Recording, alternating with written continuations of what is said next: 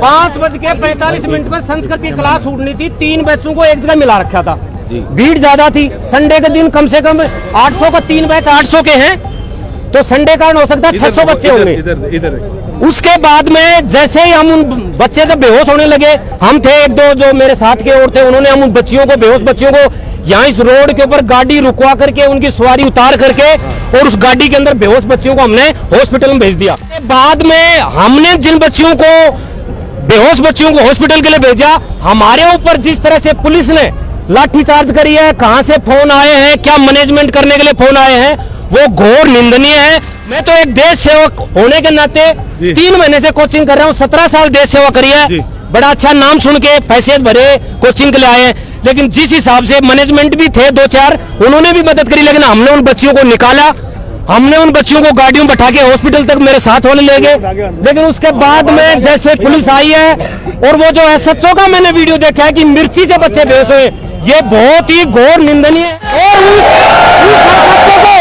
उस SHO को मैं इतनी राजनीति नहीं जानता, 17 साल तक देश सेवा करी है, उस SHO को शाम पहले बर्खास्त करो या निलंबित करो और उसको दिखाई नहीं देना चाहिए वो SHO मेरे को यहाँ पर। समझ गया हूँ, जरूरत पड़ी तो सरकारी गवाह भी बनूंगा कि कैसे उस SHO ने कैसे बोल दिया कि ये गरीब के, मजदूर के, किसान के बच्चे तड़के से बेहोश नहीं होते। ऊपर हमने जब उनको बचाया, लास्ट में हमारे भी सांस फूलने लगी थी। जैसे उन बच्चियों को हमने गाड़ियों में बैठाया तो इतनी भयंकर गैस थी, उन बच्चियां तो कम से कम 10-15 बच्चियां हमने 2-3 साथियों ने मिलकर गाड़ी के अंदर बैठाया। उसके बाद वो इतनी जहरीली थी, देख लो 5:43 से लेकर के 5:45 के बीच में 15 बच्चियां बेहोश होगी। तो ये जो बड़े मीडिया ना ये कर रहे हैं लीपापोती कि साहब इसमें ये सीवर लाइन की गैस थी, कौन सी गैस है? देखो मीडिया वाले, मैं सभी मीडिया वालों का धन्यवाद करता हूं, लेकिन कुछ हो सकते हैं मैनेज कर रहे होंगे, लेकिन कहीं सीवर लाइन की गैस नहीं थी। इसकी जांच गहनता से होनी चाहिए कि एक्चुअल गैस ये किस चीज की जहरीली गैस है। कौन सी गैस थी? इतना मैं भी नहीं बता सकता, लेकिन इतनी जहरीली थी कि 1 मिनट में 15 बच्ची बेहोश होगी, इतना मैं बता सकता हूं। क्योंकि हमने पैसे दिए, मोटे पैसे देके, और भी बच्चे हैं उनकी तो क्लास लगाई जाए और जो बच्चियां बेहोश हुए हैं उनको न्याय मिले। संडे को क्लासेस कम लगती हैं या नहीं लगती हैं? ये जल्दबाजी में इकट्ठा बैच करके संडे को जल्दी कोर्स कराने के चक्कर में है कि जल्दी ये कोर्स हो जाए। हाँ, 3 बैच मर्ज कर करके और इकट्ठा करके और एक साथ चलाया जा रहा है। इतने बच्चे निकलने में 15 मिनट लगती है उनको, मतलब सफोकेशन होता है वहाँ पे। इतना मैं बता रहा हूँ, वैसे नॉर्मल घुटन तो वैसे रहती है उसके अंदर। निर्मल गहलोत का कोई बयान आया, कोई मीटिंग का? देखो हमको तो इतने बड़े आदमी नहीं है, हमको सुना है उसकी है कोचिंग, कोई भी हो ये तो है ही है, इसकी तो लापरवाही की जांच होनी चाहिए। गवर्नमेंट को आगे से किसी में भी हादसा न हो, इस हादसे को फर्स्ट और लास्ट मान के जांच करनी चाहिए। कोई है यहाँ पे? आप कहाँ के हो, क्या नाम है? मैं राजस्थान से हूँ, मैं झुंझुनू से हूँ, अभिराम मेरा नाम है जी। क्या की तैयारी कर रहे हो? मैं यहाँ टीचर की तैयारी कर रहा हूँ, उसी बैच का हिस्सा हूँ। किस बात पे संघर्ष है?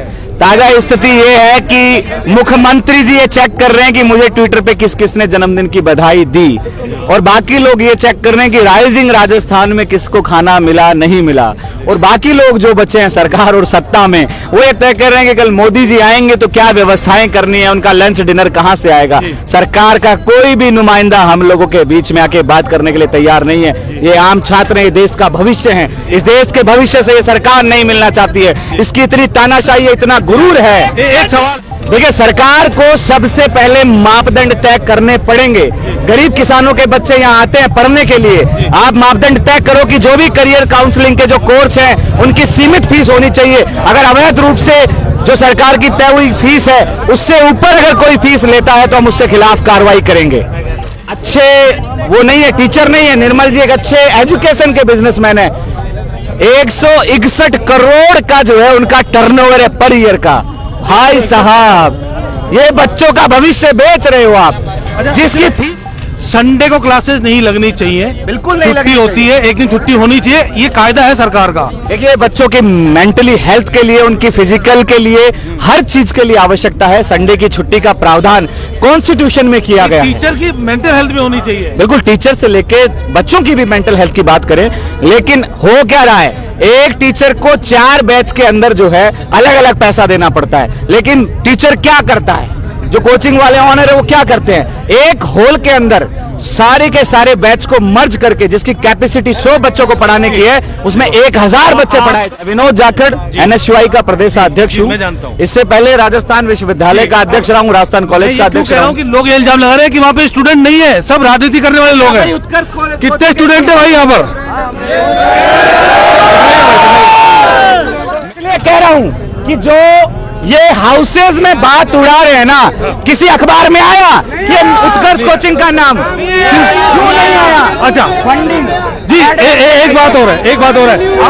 अच्छा एक बात और है, कितने ऐसे संस्थान होंगे जिनमें अनियमितताएं होंगी?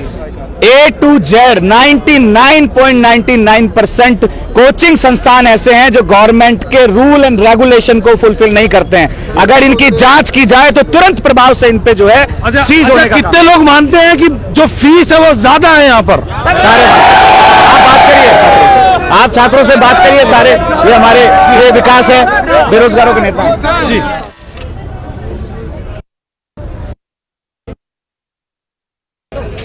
उसी बैच में पढ़ रहा था सर। उसी बैच में थे? अच्छा, तो आपने तो सब अपनी आंखों से देखा होगा। आंखों को देखा है। क्या देखा बताइए?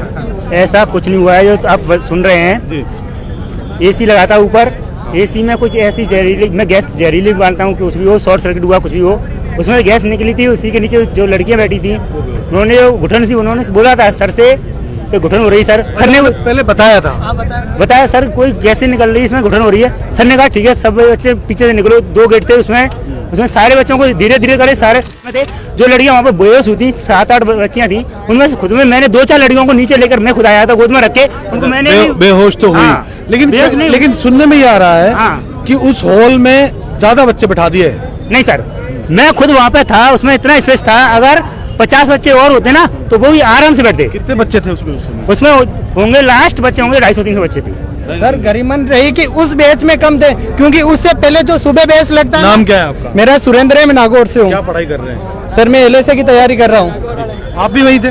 नहीं सर, मैं दूसरे बैच में हूँ। उत्कर्ष में ही है? उत्कर्ष का स्टूडेंट हूँ। अच्छा, उत्कर्ष का कितना बड़ा साम्राज्य यहाँ पे, कितने लोग हैं? कम से कम 6-7 बिल्डिंग है बड़ी बड़ी। यहाँ से कितने बच्चे होंगे अंदाजन 15,000 तो होंगे सर, ऑफलाइन के अंदर लगभग। बड़ी बात है। हाँ सर। तो सुरक्षा के लिहाज से थोड़ी कमजोरी तो रही होगी। हाँ सर, क्योंकि हम पहले यहाँ मैं जीके की कोचिंग करने आता था, तब हम इंजीनियरिंग क्लास है, जो उत्कर्ष का एक सेंटर वहाँ है, वहाँ हम जब बेसमेंट में बैठते थे, वहाँ से पसीना सा होता था।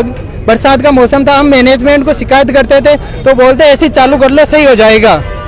तो 5-7 बच्चे बेहोश हुई, फिर आप उनको नीचे लाए? नीचे लाए, आप स्वयं भी थे? स्वयं उठा के लाया था मैं जी। ये बताओ सर। लेकिन बेहोश तो हुई, ये तो बात है। बेहोश हुई थी वहाँ पे, ऐसी उतनी बेहोश नहीं अच्छा, हुई। एक सरकार का नियम है, मैं जानूं आपसे हाँ। कि सप्ताह में एक छुट्टी होनी चाहिए, कोई क्लास नहीं होनी चाहिए, टीचर्स की भी और स्टूडेंट की भी। क्या रहता है? सर ये होना चाहिए, हम भी यही चाहते हैं। दिन में कोई छुट्टी होती है टीचर्स की? सर कभी कभी हो जाती है, महीने में 1 संडे को हो सकती है, जिस दिन टीचर नहीं आए। वरना एग्जाम नजदीक आ गए ना, इसलिए 27 फरवरी का एग्जाम है रीट का। सिलेबस अभी अधिक है, इस वजह से छुट्टी नहीं कर रही सर। साल भर से चल रहा तो भी सिलेबस पूरा नहीं हुआ। साल भर से कहा जा रहा है सर, बैच तो अभी 15 अक्टूबर को चालू हुआ है। सर शुरू हुआ, इसलिए हम जब पढ़। भाई भी मेरे साथ है, क्या नाम है? महेश सिंह नाम है, बेसिक जी कहाँ से बता रहे हैं? बाड़मेर से। यहाँ पढ़ रहे हैं? हाँ। जी। बताओ क्या कहना चाह रहे हो आप? अभी तो सर संडे की छुट्टी रखेंगे तो कोर्स पूरा नहीं होगा, सिलेबस। अभी 27 फरवरी को रीट का एग्जाम है। सरकारी नियम होता है, जैसे सरकारी नियम होता है ना हेलमेट पहनने का, वैसे सरकारी नियम होता है कोचिंग के लिए, एक छुट्टी स्टूडेंट को और एक छुट्टी सप्ताह में टीचर्स को नहीं हो रही सर, एग्जाम की वजह से नहीं कर रहे। बाकी कोर्स तो कराना सर, एग्जाम के सिलेबस के हिसाब से छुट्टी नहीं कर रहे संडे को। तो अंधाधुंध पढ़ाई चल रही है, बच्चे हैं, मशीन नहीं है, ये भी तो देखना पड़ेगा। हाँ वो भी सही है सर, सिलेबस तो देखना है। आपको सर और फ्री का एग्जाम है, सब्जेक्ट वो तो महीने पहले बैच शुरू कर। अच्छा, ये एक और बात जान लूं मैं। आज गरीब परिवारों से हैं, किसान परिवार से, उनको कोई कोचिंग रियायत देता है क्या? उत्कर्ष में ये स्पष्ट नियम है। दूर दूर तक रियायत नहीं देते। मेरा नाम मनीष गुजर सर, मैं महुआ से हूँ, दौसा से। जी, रियायत मिलती है? कोई रियायत नहीं मिलती सर, और छुट्टी पे छुट्टी कर देते हैं। सप्ते में 2 छुट्टी तो कर ही देते हैं, और जब क्लास लगाते हैं ना सर, तो 8 से 12 घंटे क्लास लगा देते हैं, क्योंकि एग्जाम नियर होती है ना, और एग्जाम पहले तो छुट्टी कर देते हैं। उससे बहुत नुकसान होता है सर। बच्चा कब लाइब्रेरी में पढ़ेगा, कब कोर्स को रिकवर करेगा, कब रिवीजन करेगा, वो टाइम मिल ही नहीं पाता है सर। जी सर। तो देखिए, ये आप पूरा दिखा सकते हैं, जबरदस्त धरना है और लोगों की मांग है कि इस पर त्वरित कार्रवाई हो। अभी तो कोई कार्रवाई हुई है? किसी को आइडिया?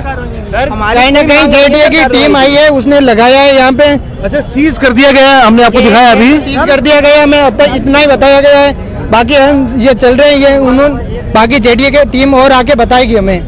शर्मा हूँ, एडवोकेट राम प्रसाद शर्मा।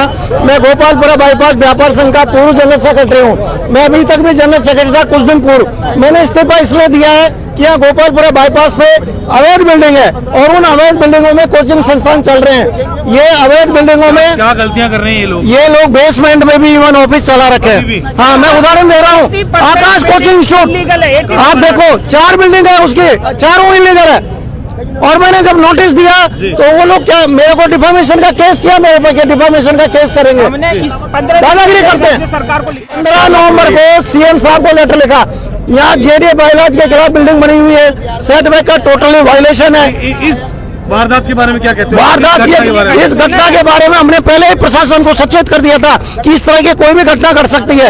ये बिल्डिंगें जेडीए बायलॉज का उल्लंघन करके बनी हुई है, पैसे खाए हैं जेडीए वालों ने, कोई कार्रवाई नहीं करते हैं, सेटबैक का वायलेशन है, इनके प्लान अप्रूव नहीं है, बेसमेंट में ऑफिस चला रखे हैं इन्होंने जो है, और पार्किंग नहीं है, फुटपाथ का एनक्रोचमेंट करते हैं। आप एडवोकेट हैं और आप रहते कहाँ हैं?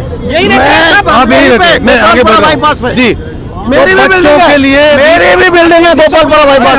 अच्छा अध्यक्ष जी ये गोपालपुरा व्यापार मेरी बिल्डिंग है गोपालपुरा बाईपास पे, 100% लीगल बिल्डिंग है मेरी। सुरेंद्र कुमार सैनी जी आप अध्यक्ष है व्यापार मंडल के, व्यापार संघ के। व्यापार संघ के।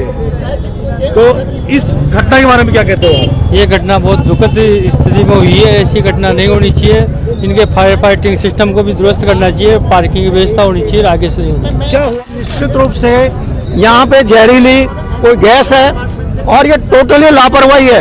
जो कोचिंग का मैनेजमेंट है उसके टोटली लापरवाही है। भेड़ बकरी की तरह बच्चे पढ़ते हैं, ये जो कैपेसिटी होती है उसका 4 गुना 5 गुना बच्चे पढ़ देते हैं। मसले है ना बार बार उठते हैं, हर 2, 4, 6 महीने में कोचिंग की लापरवाही की वजह से घटनाएं दुर्घटनाएं होती हैं, फिर भी सरकार जो है वो कठोर कार्रवाई नहीं करती। मैंने सीएम लिखा है 15 नवंबर को, भजन लाल जी शर्मा साहब सीएम साहब को लेटर लिखा है, मैंने सचेत किया है कि इस तरह की घटना नहीं हो दिल्ली में। जो इसी 15 नवंबर 2024 को, और मैंने उसकी कॉपी जेडीए कमिश्नर, नगर निगम के सीओ सबको 20 जगह कॉपी भेजी है, राजस्थान पत्रिका, भास्कर, सबको।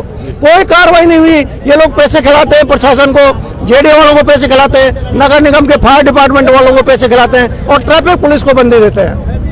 अगर हम पूछे एक लाइन में, क्या सरकार से चाहते हो? सरकार से चाहते हैं कि इस बिल्डिंगों की जांच हो, एक रिटायर्ड हाईकोर्ट जज की अध्यक्षता में एक कमेटी गठित हो।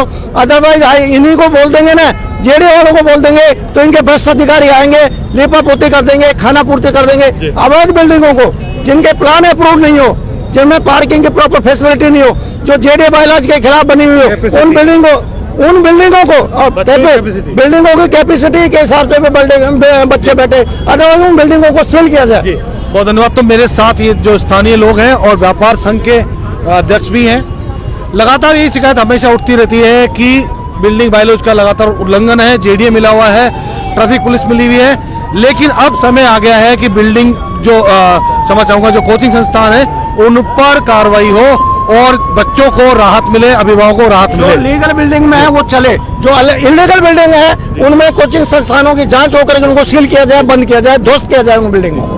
बहुत धन्यवाद। जय हिंद, वंदे मातरम।